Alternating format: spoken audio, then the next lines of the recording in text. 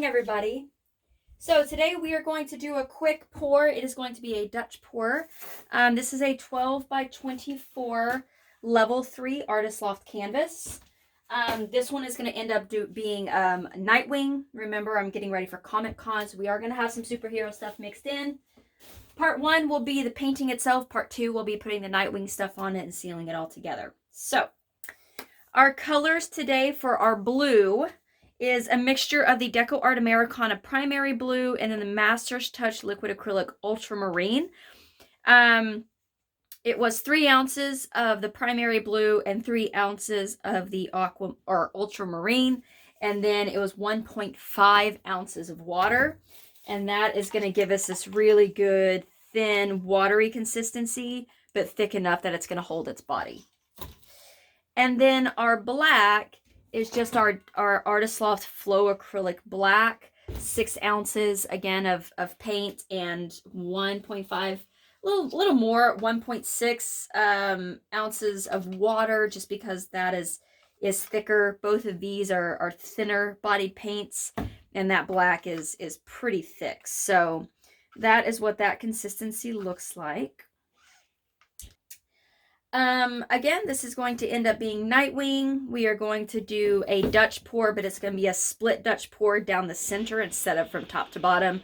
We're going to do blue on one side, black on the other, and then we are going to, put them together and push them over each other so we get that nice mixture of blue and black. We are using just my blow dryer. This is my Conair cord keeper. I think it's an 1875. It's in one of my other videos. I think I have a link down in the description for it. You can't really tell anymore because it's painted over, but this is the one that we are going to use. We are going to use the highest air setting possible, lowest heat setting, and then I do use the cool button. And then if you get one of these, make sure it has this attachment. This helps funnel the air so you get a good consistency in your paint. Whenever you're blowing over your paint, don't go straight on top of it. You actually kind of want to go at an angle, kind of close. The whole idea is to get the air underneath the paint and get it moving on itself. So if you do this, you're just going to get the paint to go this way, but at an angle, trying to get underneath the paint is the goal, and then you're going to walk that paint out. All right, that's it. Let's get started.